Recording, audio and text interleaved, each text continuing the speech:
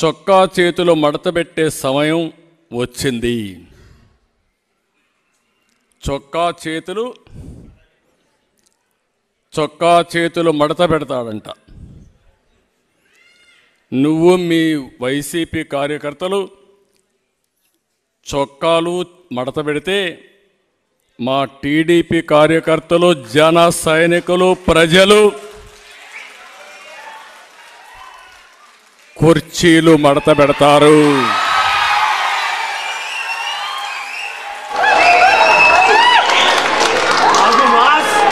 మళ్ళీ చెబుతున్నా,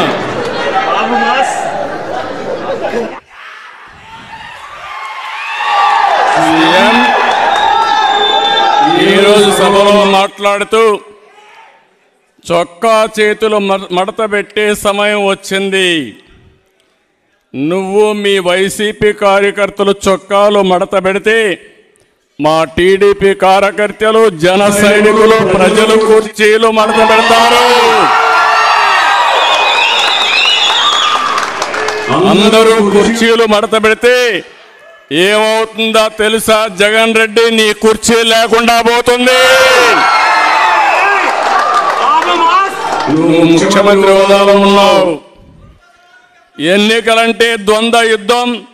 చొక్కాలు చేతులు కుర్చీలు మడత పెట్టడం కొట్టుకోవడానికి కాదు. ఆ విషయం గుర్తుపెట్టుకొని ప్రవర్తిస్తే మేము కూడా గౌరవంగా ఉంటాం. కబద్దార్, జాగ్రత్తగా ఉండమని మరొక్కసారి సభ ద్వారా హెచ్చరిస్తున్నా. మంచికి కూడా హద్దులుంటాయి.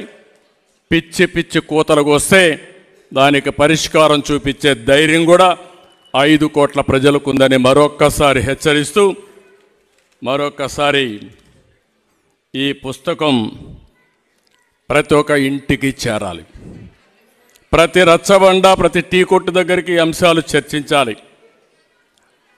5 ఏళ్ళు నరకాన్ని 54 రోజులు మీరు చర్చించాలి. ప్రజల్ని చైతన్యవంతులు చేసి ముందుకు పోవాల్సి కోరుకుంటూ, మరొక్కసారి ఈ పుస్తకాన్ని రాసినటువంటి సురేష్ కుమార్ గారిని 5 కోట్ల ప్రజల తరపున మనస్ఫూర్తిగా అభినందిస్తూ, ఒక చక్కని ఆయుధాన్ని మీరు ప్రజలకు ఇచ్చారు. మీ విధ్వంసం ద్వారా ప్రజా చైతన్యాన్ని రగిల్చారు. భవిష్యత్ కోసం నిలబడడానికి మీరు సిద్ధమేనా అని అడుగుతా ఉన్నాను.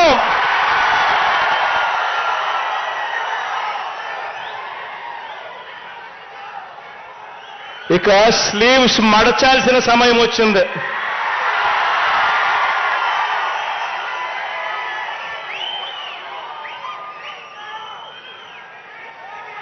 అబద్ధాల యోధుల్ని మట్టి కల్పించాల్సిన సమయం వచ్చింది.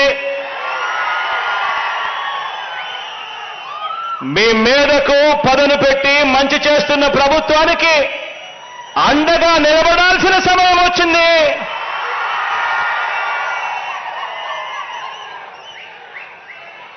పేదవాడి భవిష్యత్ మారాలంటే, వారి బ్రతుకులు నేటి కంటే ఇంకా మెరుగు కావాలి అనంటే, మరోసారి మనందరి ప్రభుత్వాన్ని ఈ 55 నెలల్లో ప్రయోజనాలు అందుకున్న ప్రతి ఒక్కరూ సమర్థించాలని, ఆ పేదలందరికీ కూడా వివరించాలి. ఆ ప్రతి ఇంట్లో నుంచి స్టార్ క్యాంపెయినర్లుగా అక్క చెల్లెమ్మలను, ఆ అన్నదమ్మలను, ఆ అవ్వాతాతలను, ఆ రైతులను తీసుకొని రావాలి.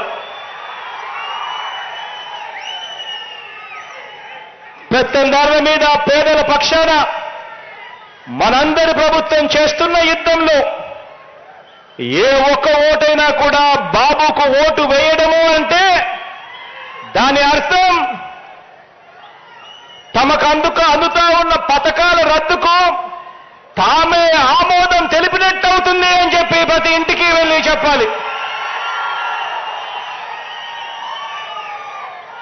మరొక విషయం కూడా చెప్పాలి.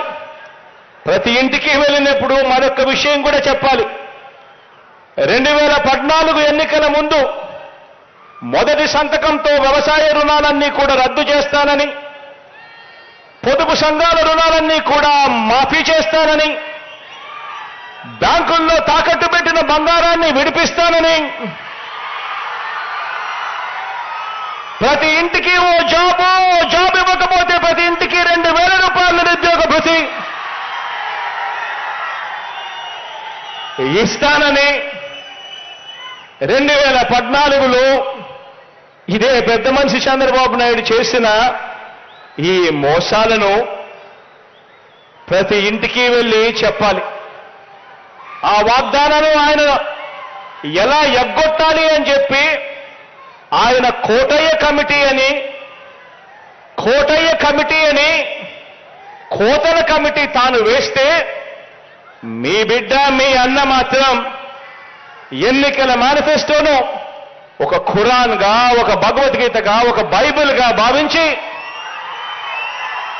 ఆ చెప్పిన ప్రతి హామీని కూడా నెరవేర్చేందుకు మీ అన్న ప్రభుత్వం ఓ సచివాలయ వ్యవస్థ, ఓ వాలంటీర్ల వ్యవస్థ తీసుకొని వచ్చి ప్రతి ఇంటికి మంచి చేస్తా ఉన్నాడు అని చెప్పండి.